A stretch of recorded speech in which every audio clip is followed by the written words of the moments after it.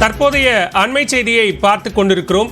பெரும் சர்ச்சையை ஏற்படுத்திய திருப்பதி லட்டு கலப்பட நெய் விவகாரம் தொடர்பாக தற்போது காவல்துறையில் புகார் அளிக்கப்பட்டிருக்கிறது.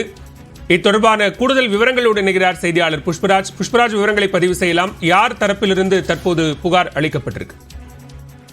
பாலவேல், கடந்த ஆந்திராவில் நடைபெற்ற ஒய்எஸ்ஆர் காங்கிரஸ் கட்சி ஆட்சி காலத்தில் திருப்பதி மலையில் லட்டு பிரசாதம், அன்னப்பிரசாதம் ஆகியவற்றை தயார் செய்ய திண்டுக்கல்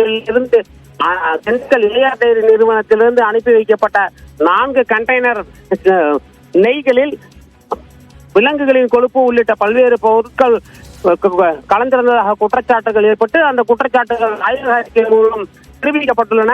இந்த விவகாரம் தற்போது நாடு முழுவதும் பெரும் சர்ச்சையை ஏற்படுத்தியுள்ள நிலையில் இதனை விசாரிக்க ஆந்திர மாநில அரசு ஒரு சிறப்பு விசாரணை குழுவை அமைத்து உத்தரவு பிறப்பித்துள்ளது.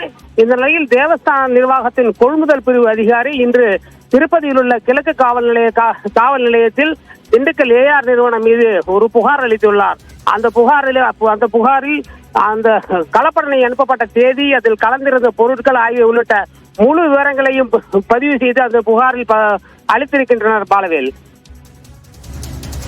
நன்றி புஷ்பராஜ் விவரங்களுக்கு.